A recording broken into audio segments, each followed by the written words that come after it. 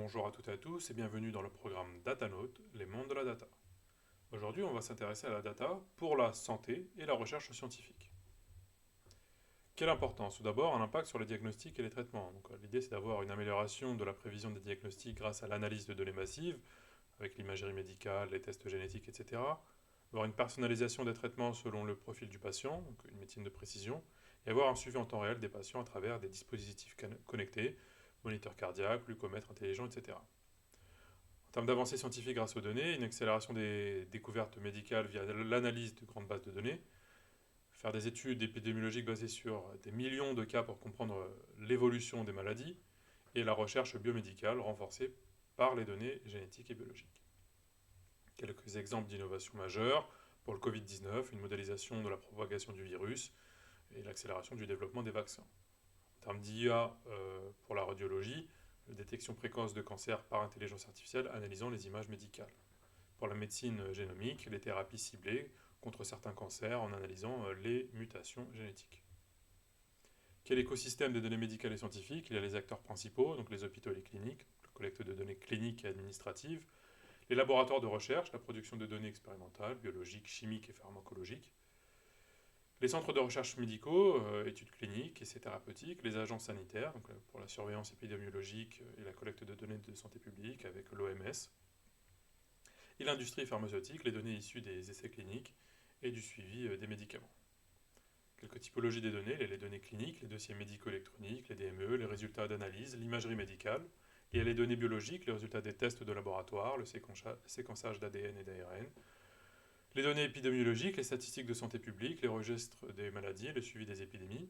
Et les données expérimentales, le résultat d'essais cliniques, simulations, études en laboratoire. Et enfin, les données issues des capteurs et objets connectés, les montres de suivi d'activité, les dispositifs médicaux et portables.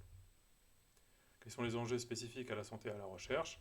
Une précision et une fiabilité des données, donc une importance d'une collecte de données rigoureuse pour éviter les erreurs médicales, les problèmes liés aux données manquantes, erronées ou mal saisies, donc l'impact sur les diagnostics et les recherches, les besoins de standardisation des formats de données pour faciliter l'analyse et l'interopérabilité. La complexité et des diversités des données médicales, donc il y a des données très hétérogènes, donc des images médicales, des résultats biologiques, données textuelles, notes cliniques, etc., données liées à la génétique, etc. Ce sont des données multisources et multidimensionnelles, nécessitant des approches d'analyse avancées. Il y a aussi une sensibilité des données, donc les données médicales considérées comme parmi les plus sensibles, donc il faut avoir une protection renforcée, se poser des questions éthiques concernant l'utilisation et le partage des données personnelles de la santé, et le respect des droits des patients, l'anonymisation, le consentement éclairé. Quels sont les défis liés à l'utilisation de ces données? D'abord, on l'a dit, la sécurité et la confidentialité, donc les problèmes liés aux cyberattaques et aux fuites de données médicales, la mise en place de protocoles de sécurité stricts, donc cryptage, contrôle d'accès et authentification forte, le respect des réglementations, RGPD en France et IPA aux États-Unis. Pour la standardisation des données, il y a une nécessité de formats standards pour faciliter le partage de l'analyse, les fichiers de type HL7, FHIR ou DICOM pour les imageries médicales, les problèmes liés au système de santé fragmenté et incompatible, et pour l'accès au partage des données, avoir des barrières juridiques et éthiques dans les partages interinstitutionnels des données, le besoin de solutions sécurisées pour permettre la collaboration entre chercheurs, hôpitaux et industries, et l'interopérabilité des bases de données. Donc, la difficulté à connecter des bases de données hétérogènes, cliniques, biologiques, épidémiologiques, et enfin des initiatives visant à faciliter l'interopérabilité, comme les réseaux de données de santé et les plateformes collaboratives. Quelles sont les sources de données? Donc les dossiers médicaux électroniques, l'enregistrement numérique des antécédents médicaux, diagnostic, traitement et prescription.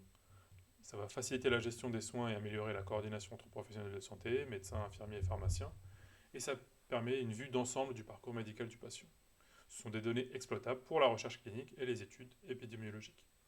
Sur les prescriptions et les traitements, donc les données sur les médicaments prescrits, leur dosage, les thérapies suivies par les patients, le suivi des prescriptions pour comprendre les tendances de traitement dans une population donnée. Pour l'imagerie médicale, il y a la radiographie, les IRM, les échographies et les autres examens d'imagerie. Ce sont des données de plus en plus exploitées justement grâce à l'intelligence artificielle pour la détection automatique de pathologies, les cancers, les anomalies cardiaques. Et on va utiliser des algorithmes de traitement d'images pour améliorer la précision diagnostique. On a aussi les données en temps réel des soins aux patients, donc l'enregistrement des données cliniques lors des consultations, les soins d'urgence et les hospitalisations, Les suivis en continu de la santé des patients dans les unités de soins intensifs à travers des dispositifs médicaux connectés, et l'impact sur la gestion des soins et l'amélioration de la qualité des traitements. Sur les données biologiques et génétiques, il y a le séquençage ADN-ARN, donc des technologies permettant de décoder les génomes humains d'autres organismes, donc le génome humain, identifier les mutations génétiques pouvant entraîner des maladies, par exemple des cancers héréditaires, et utiliser dans la médecine de précision pour adapter les traitements en fonction du profil génétique du client. Il y a évidemment les analyses sanguines et tests biologiques, donc les données collectées lors de l'analyse de sang, d'urine et d'autres échantillons biologiques. Ça permet de suivre la fonction des organes, détecter les infections ou analyser les biomarqueurs associés aux maladies. Il y a aussi les données omiques, donc génomiques, protéomiques et métabolomiques. Donc, les données génomiques sont les études des gènes et de leurs fonctions. Protéomiques sont les études de protéines produites par les gènes et leur rôle dans le processus biologique. Et métabolomiques sont les analyses des métabolites pour comprendre le processus biochimique d'un corps. Ces données vont nous aider à la compréhension des maladies complexes et à la découverte de nouveaux traitements. Il y a des bases de données génétiques comme l'Human Genome Project, c'est la base de données mondiale qui a séquencé l'ensemble du génome humain. Ça permet la recherche sur les maladies génétiques et les risques héréditaires sur la personnalisation des traitements. Il y a les données de santé publique et épidémiologique, donc les études de cohorte, avec un suivi des groupes de personnes sur des périodes longues pour observer l'évolution de la santé et les facteurs de risque associés à certaines pathologies. Ça permet de faire des liens entre le mode de vie, l'environnement et les risques de maladie. Il y a les registres de maladies, donc la collecte et le suivi des données sur des maladies spécifiques comme les cancers, les maladies cardiovasculaires, les maladies infectieuses. Ça aide à établir des politiques de santé publique, à surveiller les tendances de certaines pathologies et à cibler les interventions préventives. Pour le suivi épidémiologique, il y a la collecte de données sur l'évolution des maladies infectieuses, leur propagation et l'impact sur les différentes populations. Avec le Covid-19, on l'a très bien vu, comme un très bon exemple de l'utilisation des données épidémiologiques pour suivre la progression de la pandémie et modéliser son évolution.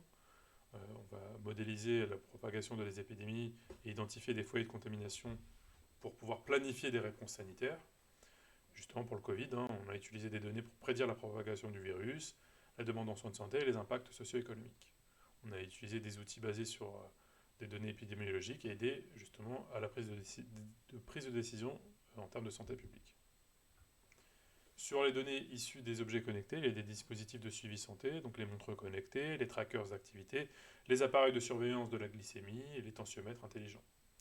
Cette collecte de données en continu sur la condition physique des patients va nous servir pour connaître la fréquence cardiaque, les niveaux d'activité et la qualité du sommeil. Il y a les capteurs médicaux, donc des capteurs intégrés dans les dispositifs médicaux pour connaître le pouls, les électrocardiogrammes, les oxymétries et la température corporelle. Cette collecte de données biométriques en temps réel pour le suivi des patients à domicile ou à l'hôpital. Ça nous permet d'avoir une meilleure intégration des données des capteurs avec des systèmes de la gestion de santé permettant des alertes précoces en cas d'anomalie. On a aussi la collecte en temps réel pour le suivi des patients, donc un suivi continu des signaux vitaux et des comportements des patients à distance, qui va permettre une gestion proactive des soins. Il y a aussi une utilisation des données pour ajuster le traitement en temps réel et prévenir les complications. Parlons un peu plus cette fois-ci des données et de la recherche scientifique. On va parler un peu de méthodologie. Il y a les analyses quantitatives, donc les statistiques descriptives, on en a parlé dans le précédent cours, je vous y renvoie, sur les moyennes, les écarts types, les distributions de données pour décrire et résumer les informations. Il y a l'analyse inférentielle avec les tests statistiques. On a parlé dans les précédents cours des tests, on a parlé de l'ANOVA aussi, l'analyse de la variance pour inférer des conclusions sur des populations à partir d'échantillons. Il y a la mesure des corrélations et des régressions, utilisées pour comprendre les relations entre différentes variables, le lien par exemple entre les températures et la croissance des plantes. Il y a l'analyse qualitative des données, donc l'analyse de contenu, identifier les motifs récurrents dans des données textuelles, par exemple les transcriptions d'interviews en sciences sociales. Il y a l'apprentissage par algorithme, pour trouver des tendances dans des ensembles de données non structurées, pour les imageries médicales et les textes scientifiques. Quel rôle de la big data en recherche? C'est le traitement de volumes massifs de données. La recherche scientifique moderne génère une quantité massive de données difficiles à traiter avec des outils classiques, donc surtout pour la génomique. On dit un séquençage du génome humain générant des terabits de données.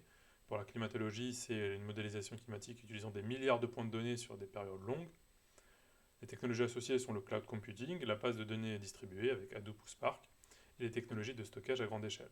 Les avantages du big data, ça permet des découvertes plus rapides, une précision accrue et la gestion de complexité dans des domaines comme la médecine personnalisée, les prévisions météorologiques et la physique théorique. Sur le partage et la collaboration des données scientifiques, il y a une importance du partage des données évidemment. Une collaboration est toujours dans la recherche scientifique interdisciplinaire. La recherche scientifique moderne implique des équipes internationales et interdisciplinaires. Il faut la partager de manière la plus efficace. On va faire des dépôts de données et une réutilisation, par exemple avec des plateformes comme Dryad, Zenodo ou GenBank, qui facilitent le partage de données de recherche pour la validation et la reproduction des résultats. On peut aussi citer Docker. L'interopérabilité des données, l'utilisation de formats standardisés, donc FHIR pour la santé, XML pour les données scientifiques, pour garantir l'intégration des données provenant de sources diverses. Quels sont les défis et les enjeux? Toujours les mêmes. Protection des données sensibles, confidentialité des données génétiques et des essais cliniques, respect des réglementations en vigueur, RGPD ici en Europe. Et la fiabilité et la qualité des données, assurer l'intégrité des données partagées et éviter la propagation d'erreurs ou de biais. Voilà, ce cours est terminé et je vous dis à la prochaine pour un prochain cours.